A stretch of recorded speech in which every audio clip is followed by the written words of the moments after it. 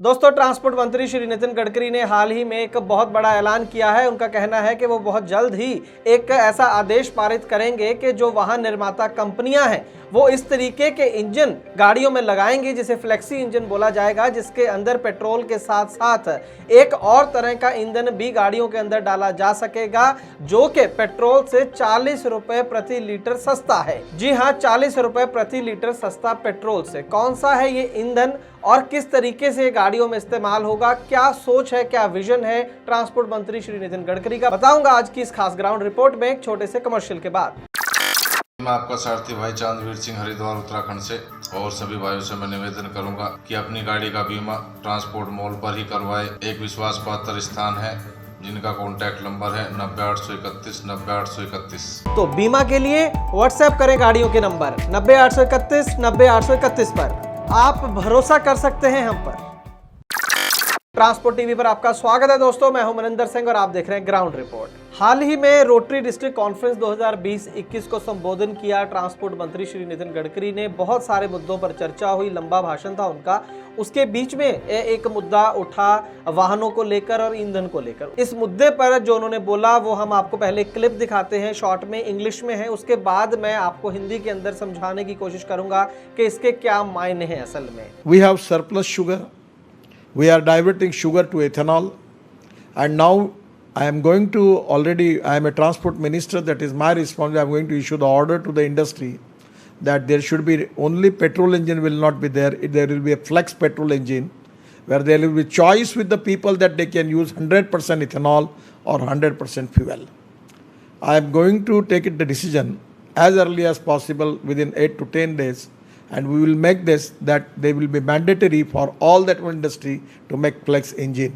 तो दोस्तों, आप में से बहुत लोग समझ गए होंगे नितिन गडकरी जी ने क्या कहा इस वीडियो क्लिप के अंदर, लेकिन फिर भी मैं तफसील के साथ आपको समझाना चाहूँगा। वो बात कर रहे हैं इथेनॉल की। उनका कहना है कि ये जो इथेनॉल है उसका जो रेट है वो 60 से 62 रुपये प्रति लीटर है, जबकि पेट्रोल का जो रेट है वो 100 रुपये से ऊपर है। तो 40 रुपये का लगभग डिफरेंस है प्रति लीटर। तो इसलिए ये ज़रूरी है, ये अच्छा हो कि पेट्रोल की जगह गाड़ियों के अंदर इथेनॉल डलवाया जाए। एक तो वो सस्ता है, दूसरा वो धुआं कम छोड़ता है। सबसे बड़ी बात, वो हमें बाहर से मंगवाना नहीं पड़ता, हमारे ही देश में वो प्रोड्यूस होता है।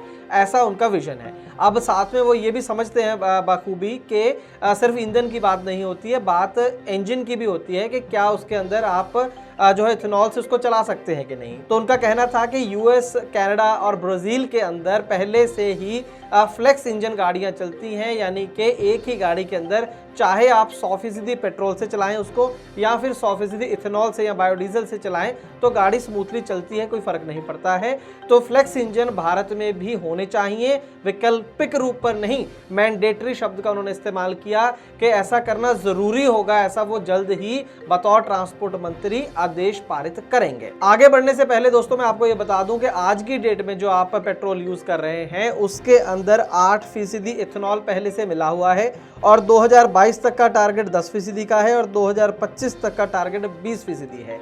पुरानी सरकारें भी जो थी वो भी इथेनॉल के इस्तेमाल पर काफ़ी जोर देती थी, लेकिन इसका जो मिश्रण है वो आज तक खींचकर 8% पर ही ला पाई है सरकार। लेकिन यहाँ पर नितिन गडकरी जी ये कह रहे हैं कि 100% इथेनॉल के साथ जो है वो वाहन चलने चाहिए आने वाले दिनों में।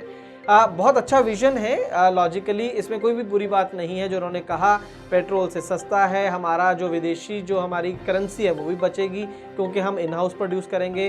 किसानों को भी हो सकता है ज़्यादा आमदनी हो अगर ऐसी को कैश क्रॉप उगाएंगे जिससे एक पेट्रोल बन रहा है या फ्यूल बन सकता है। बहुत अच्छी बात है, बहुत पुराना कॉन्सेप्ट है, लेकिन यहाँ पर 2-3 सवाल बड़े खड़े होते हैं। बहुत ही एम्बिशियस विजन है नितिन गडकरी जी का, अच्छी बात है, लेकिन 2-3 बड़े सवाल हैं सर। कि पहला सवाल तो ये है कि क्या ऐसा हुआ कि बीते इतने सालों में इस सरकार में भी और उससे पहले भी इथेनॉल की प्रोडक्शन इतनी ज़्यादा नहीं बढ़ा सकी सरकारें कि जो मिश्रण था कम से कम वही 25% तक हम ले आते पेट्रोल या डीजल के अंदर, ताकि इनके दाम जो हैं वो कम हो जाते। ऐसा क्यों नहीं सका और अब ऐसा क्या होगा कि इतना ज़्यादा इथेनॉल प्रोड्यूस होने लगेगा कि पूरी गाड़ी इथेनॉल के ऊपर ही चल जाएगी, मिश्रण की भी ज़रूरत नहीं है। दूसरा सवाल उठता है सीएनजी की डिस्ट्रीब्यूशन को लेकर। ये आज से लगभग 20-30 साल या उससे भी पहले से CNG हमारे देश में आ चुकी है, लेकिन आज भी जो बड़े शहर हैं, दिल्ली है, चंडीगढ़ है, वहाँ पर भी आज भी हम देखते हैं कई बार लाइनें लगी होती हैं CNG डलवाने के लिए, जबकि पेट्रोल डीजल के लिए कोई लाइन की ज़रूरत नहीं है। कहने का मतलब CNG की डिस्ट्रीब्यूशन ही 30-40 सालों में हमारा देश जो है वो उसको इतना कॉमन नहीं कर पाया कि गांव-गांव में CNG मिले, जबकि CNG जो है वो सस्ती है ऑब्वियसली डीजल वगैरह पे और कम प्रदूषण करती है, सब जानते हैं। तो उसका जब नहीं पहुंचा है पूरे देश के अंदर नेटवर्क, तो इथेनॉल का जो है वो किस तरीके से पहुंचेगा।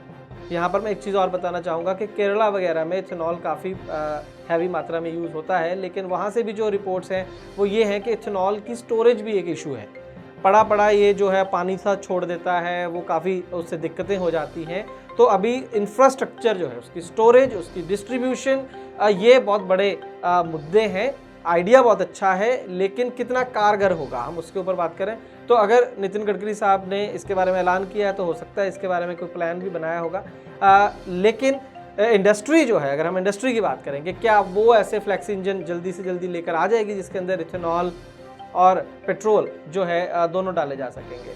तो मैं यहाँ ये कहना चाहूँगा कि इंडस्ट्री के पास तो बहुत सारी तकनीक है, इंडस्ट्री के पास तो इलेक्ट्रिक की तकनीक भी है, इंडस्ट्री के पास हाइड्रोजन फ्यूल के ऊपर भी गाड़ियाँ चलाने की तकनीक है। ऑटो एक्सपो में बहुत सारे हमारे इंडिया के जो वाहन निर्माता हैं वो शोकेस कर चुके हैं उसको, लेकिन वहाँ पर भी वो जब आप उनसे बात करोगे तो वो ये कहते हैं कि हम गाड़ियाँ तो ले आएंगे, लेकिन हाइड्रोजन भरने के लिए या CNG या इथेनॉल डालने के लिए या इलेक्ट्रिक गाड़ी को चार्ज करने के लिए इंफ्रास्ट्रक्चर कहाँ है।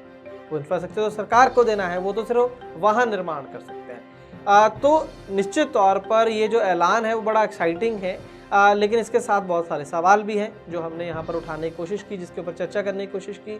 और हम ये भी उम्मीद करते हैं कि अगर ट्रांसपोर्ट मिनिस्टर ने इसके ऊपर बयान दिया है तो वो जल्द ही इसके ऊपर प्लान भी देंगे कि ये तमाम चीज़ें जो इंफ्रास्ट्रक्चर है, डिस्ट्रीब्यूशन है, वो कैसे सॉल्व वो करेंगे। हो सकता है इंडस्ट्री, जैसे उन्होंने ये भी बताया कि पूरा इंजन बनाने की ज़रूरत नहीं है, सिर्फ एक फ़िल्टर लग जाएगा पेट्रोल इंजन के ऊपर, तो जिससे इथेनॉल भी इस्तेमाल हो सकेगा।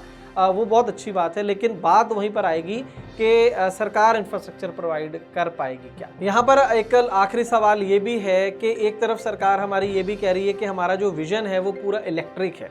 आने वाले दिनों में हम चाहते हैं कि मैक्सिमम वाहन जो हमारे वो इलेक्ट्रिक हो जाएं ताकि हमें किसी फ्यूल की ज़रूरत ही ना पड़े।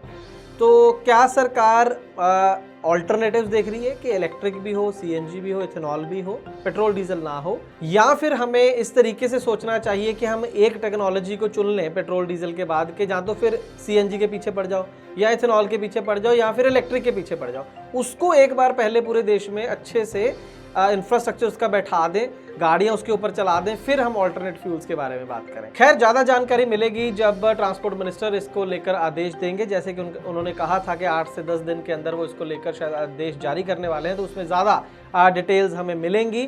क्या होगा, कैसे होगा, जो कंज्यूमर है उसके ऊपर बोझ बढ़ेगा या कम होगा, ये तमाम चीज़ें तभी पता चलेंगी जब ये आदेश जो है वो डिटेल में आएंगे। देखते हैं कभी आदेश आते हैं और क्या होगा उसके अंदर।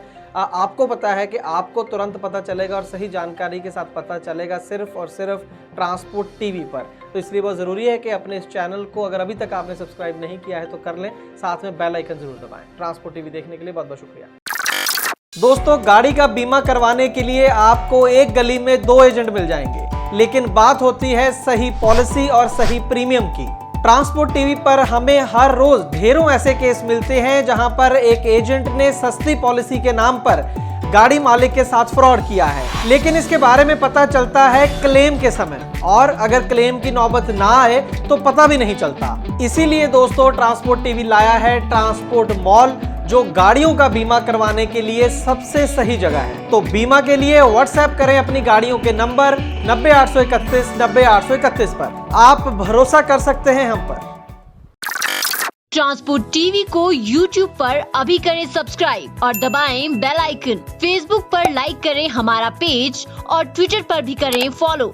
ट्रांसपोर्ट टीवी, जानकारी लाभकारी।